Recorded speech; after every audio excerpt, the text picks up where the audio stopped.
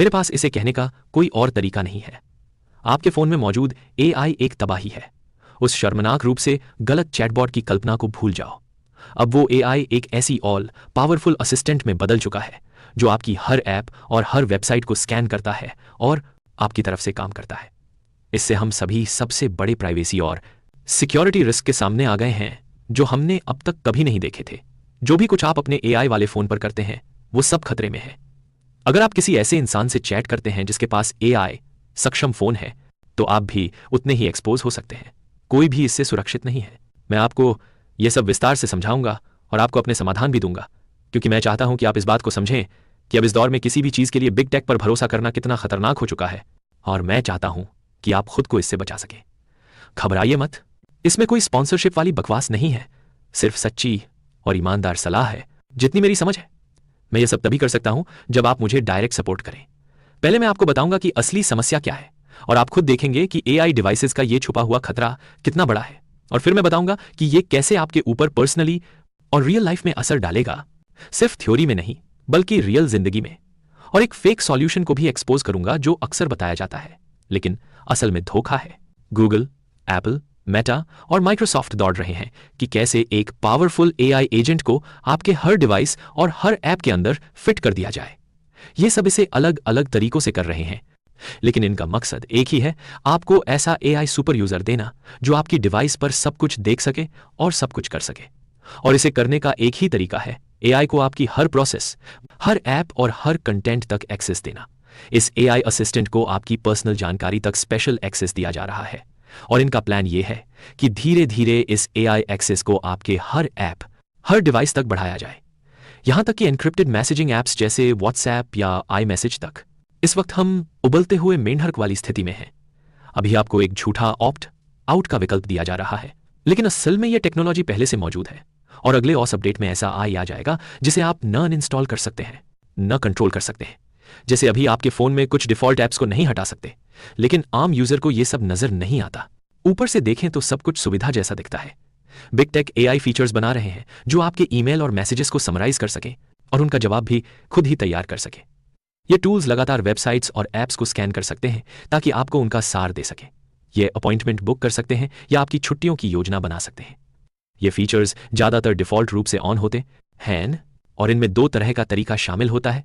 या तो डाटा को डिवाइस पर ही प्रोसेस किया जाता है, या फिर जब डिवाइस कमजोर पड़ता है तो क्लाउड बेस्ड मॉडल्स को भेजा जाता है। लेकिन लोकल मॉडल्स ज्यादातर काम के लायक नहीं होते क्योंकि वो छोटे होते हैं। इसलिए ज्यादातर मामलों में आपके फोन का एआई जो भी प्रोसेस करता है वो आखिर में क्लाउड में चला जाता है, जिसमें आपकी end to end encrypted chats और मैसेजेस भी शामिल होते हैं। मैं चाहता हूं कि हर कोई समझे कि इसका मतलब क्या है। जब भी क्लाउड मॉडल को कोई टास्क दिया जाता है तो आपका डाटा उस कंपनी के सर्वर पर भेजा जाता है जो उस मॉडल को चला रही है, और फिर ये उनके ऊपर है कि वे आपके डाटा के साथ क्या करते हैं। उदाहरण के तौर पर देखें, खासकर सबसे पावरफुल एआई मॉडल्स जैसे जेमिनी या चैट जीपीटी गूगल और ओपन एआई दोनों आपके प्राइवेट डाटा का इस्तेमाल अपने मॉडल्स को ट्रेन करने के लिए करने का पूरा अधिकार अपने पास रखते हैं, और ह्यूमन रिव्यूअर्स आपके डाटा को देख सकते हैं। ये आपकी जानकारी को आपके लोकेशन, डिवाइस की जानकारी या यहां तक कि आपके आईपी एड्रेस के साथ सेव रखते हैं। आपके फोन में एआई असल में एक वायरस की तरह काम कर रहा है, सिस्टम परमिशन कंट्रोल कर रहा है, दूसरी ऐप्स को एक्सेस कर रहा है, जो चीजें आप देख रहे हैं उन्हें बदल रहा है, आपका डाटा अपलोड कर रहा है और इंटरनेट ब्राउज कर रहा है। ये आपके मैसेजेस और कॉल लॉग्स की एंड टू एंड एन्क्रिप्शन को भी बाईपास कर सकता है, जो सिर्फ किसी देश के स्पॉन्सर किए हुए एडवांस्ड हैकर ही कर सकते थे। और जहां तक ऑप्शन की बात है, आप भले ही कहें कि आप इस एजेंट का इस्तेमाल नहीं कर रहे, लेकिन वो एआई आपके फोन में रहेगा ही। सिरी और गूगल असिस्टेंट दोनों अब एआई में बदलते जा रहे हैं, और कंपनियों ने अपनी टर्म्स ऑफ सर्विस और प्राइवेसी पॉलिसी को उसी हिसाब से बदल लिया है। अब आप सोच सकते हैं कि मुझे क्या फर्क पड़ता, मैं तो कोई बड़ी बात नहीं करता अपने फोन पर। लेकिन इसका मतलब यह है कि आप ये मान लें कि आपको पासवर्ड्स और क्रेडिट कार्ड की जानकारी चोरी हो जाने से कोई दिक्कत नहीं है, क्योंकि आपके फोन में एआई एक नई वल्नरेबिलिटी बन चुका है जो हमेशा एक्सप्लॉइटेबल है और जिससे बचने का कोई तरीका नहीं है।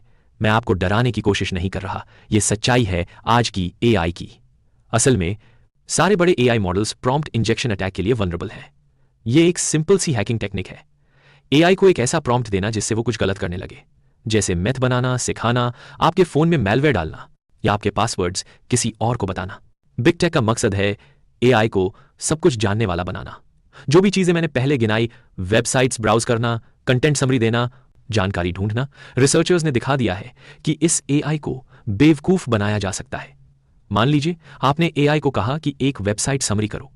एआई उस वेबसाइट का सारा कंटेंट स्कैन करेगा, जिसमें कुछ ऐसा भी हो सकता है जो इंसानों को दिखता नहीं, जैसे बहुत छोटे फॉन्ट या इनविजिबल टेक्स्ट। एक अटैकर उसमें एक मलिशियस प्रॉम्प्ट डाल सकता है, जिसे स्कैन करते ही एआई वो काम कर देगा, जैसे अपनी सुरक्षा सेटिंग्स हटा देना और गलत काम करने लगना। वो आपके एआई को कह सकता है कि किसी ऐप को डाउनलोड करो, फर्जी वेबसाइट विजिट करो और क्रेडिट कार्ड या पासवर्ड्स शेयर कर दो। इस तरह के इनडायरेक्ट प्रॉम्प्ट इंजेक्शन अटैक से लोग पहले ही ठगे जा चुके हैं। ये अटैक्स करना बेहद आसान है और अब कोई भी कर सकता है। आपको बस चैट जीपीटी से बात करना आना चाहिए और चैट जीपीटी से आप दूसरों को भी हैक कर सकते हो। बस आपको थोड़ा टाइम लगाकर कोई ऐसा प्रॉम्प्ट ढूंढना है जो एआई को धोखा दे सके, और हमेशा ऐसा कोई प्रॉम्प्ट रहेगा। एआई डेवलपर्स हमेशा हैकर्स से पीछे ही रहेंगे, लेकिन समस्या सिर्फ कुछ ट्रोल्स की नहीं है।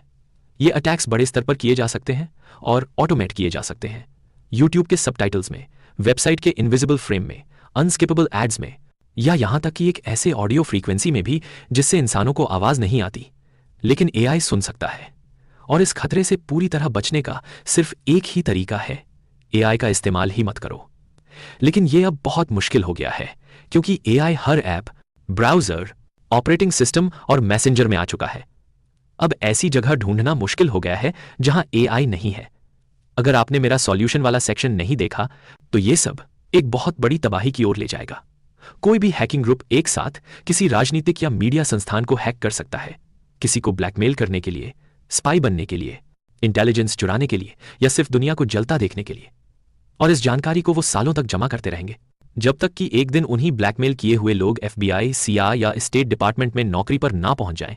अब जो एप्पल यूजर हैं, उन्हें लग सकता है कि हमें क्या फर्क पड़ता, क्योंकि एप्पल ने कुछ प्राइवेसी वादे किए हैं, लेकिन आप भी उतने ही एक्सपोज हैं। लोगों को यह गलतफहमी है कि एप्पल ने एआई से जुड़ी सारी प्राइवेसी समस्याएं हल कर ली हैं। At Apple we believe privacy is a fundamental human right. लोग मानते हैं कि एप्पल की एआई इतनी खराब इसलिए है क्योंकि वो प्राइवेसी की वजह से अच्छे फीचर्स नहीं बना पा रहे, लेकिन असल में एप्पल एआई में पीछे है क्योंकि उनके पास टैलेंट और टेक्नोलॉजी की कमी है। सिरी को चलाने वाले लोगों को खुद एआई पर भरोसा नहीं था, उनकी लीडरशिप को कोई विजन ही नहीं था, उनकी एआई टीम का नाम ही मजाक बन गया था, एमलेस। एप्पल की एआई डेसिस्थारोस के नोबल लीडरशिप को मास एआई टीम का नाम ही मजाक बन गया था। इसलिए खराब नहीं है क्योंकि वे प्राइवेसी का ख्याल रखते हैं, बल्कि इसलिए क्योंकि उनके पास काबिलियत की कमी है। अब देखिए कि कैसे एप्पल की एआई भी आपको एक्सपोज करेगी। एप्पल ने 3 स्तर का एआई सिस्टम बनाया है।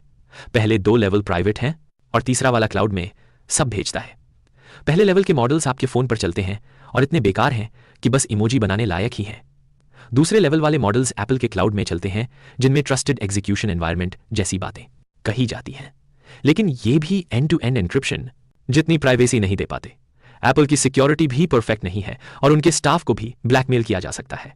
अब तीसरा लेवल चैट जीपीटी है, जिसमें आपका पूरा डाटा ओपन एआई को चला जाता है, जो उसे किसी भी काम में ले सकता है, ट्रेनिंग में या किसी इंसान को दिखाने में। इस तरह एप्पल भी वही कर रहा है जो बाकी कंपनियां कर रही हैं, आपकी प्राइवेसी खत्म करना। और ये सारे मॉडल प्रॉम्प्ट इंजेक्शन से उतने ही खतरे में हैं जितने गूगल वाले। अब समाधान की बात करने से पहले मैं एक जरूरी बात कहना चाहता हूं। हम एक अच्छे मोड़ पर पहुंच रहे थे, लेकिन यह लालच भरी एआई की दौड़ सब कुछ बर्बाद कर रही है। पहले चीजें सुधर रही थीं। पहले हम ज्यादा प्राइवेट और सिक्योर हो रहे थे, ज्यादा प्रोसेसिंग डिवाइस पर हो रही थी, क्लाउड से कम, डेटा सेंटर्स एनर्जी एफिशिएंट हो रहे थे। लेकिन एआई ने सब बिगाड़ दिया। अब इसकी कीमत सिर्फ शेयर मार्केट या निवेशकों के पैसे से नहीं चुकाई जा रही। इसकी कीमत हम अपनी प्राइवेसी, सिक्योरिटी और बिजली से चुका रहे हैं। और अगर आप गर्मी में ऐप चला लें तो लगता है गुनाह कर दिया, लेकिन कंपनियों को कोई फर्क नहीं पड़ता। उन्हें सिर्फ अपने शेयर होल्डर्स की कमाई की परवाह है। इससे बाहर निकलने के रास्ते हैं, और मैं चाहता हूं कि हर कोई इनमें से कुछ ना कुछ कर सके, चाहे आपको तकनीकी जानकारी हो या ना हो। सबसे पहला कदम, बिग टेक की एआई से दूर रहो और सिर्फ उन्हीं ऐप्स का इस्तेमाल करो जो इनसे लड़ रहे हैं। सबसे जरूरी है अपने मैसेजिंग को सुरक्षित और पिंग रखना। सिग्नल एकमात्र ऐप है जो एआई को अपने अंदर घुसने नहीं दे रहा। थ्रीमा या सेशन भी अच्छे ऑप्शन है अगर आप अमेरिका के बाहर वाले ऐप्स चाहते हैं। मेटा ने व्हाट्सएप में एआई डाल दिया है और यह पूरी तरह से क्लाउड पर चलता है, कोई प्राइवेसी नहीं बची। अगर आप नहीं चाहते कि आपके ईमेल्स विज्ञापन या एआई ट्रेनिंग के लिए यूज हों, तो 2 अच्छे ऑप्शन हैं, टूटा मेल और प्रोटॉन मेल। टूटा मेल ज्यादा बेहतर है क्योंकि इसमें कोई एआई नहीं है। प्रोटॉन मेल में एक प्रोटॉन स्क्राइब नाम का एआई है जो ऑप्ट इन है और लोकली चलता है। मुझे बिल्कुल पसंद नहीं, लेकिन कम से कम आप इसे बंद कर सकते हैं। अगर आप किसी कारणवश एआई चलाना ही चाहते हैं तो बस लोकली चलाइए। इसके लिए जान एआई सबसे आसान तरीका है। इसमें आप अपनी डिवाइस की क्षमता के अनुसार कोई भी मॉडल चला सकते हैं। अगर और पावर चाहिए तो ओपन वेब यूआई या अपना खुद का एआई सर्वर बना सकते हैं। बस आपके पास जीपीयू और पैसा होना चाहिए। ऑफिस का सॉफ्टवेयर भी अब एआई से भरा पड़ा है। इससे बचने के लिए लिब्रे ऑफिस का इस्तेमाल करें।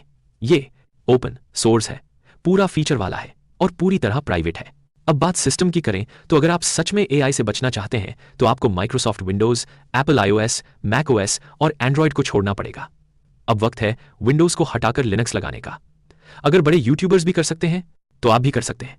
मुझे पता है यह थोड़ा डराने वाला लगता है, लेकिन यह उतना मुश्किल नहीं जितना लगता है। लिनक्स मिंट से शुरू करें, यह सबसे आसान है। आईओएस और एंड्रॉयड को छोड़ें, लेकिन आप अब भी स्मार्टफोन रख सकते हैं। वो है ग्राफीन ओएस। आपको खुद इसे इंस्टॉल करना होगा, लेकिन यूट्यूबर्स भी कर रहे हैं तो आप भी कर सकते हैं। मैं खुद कई सालों से सिर्फ ग्राफीन ओएस चला रहा हूं और कोई दिक्कत नहीं आई। इसमें आप सारे एंड्रॉयड ऐप्स चला सकते हैं, लेकिन बिना किसी गूगल एआई वायरस के।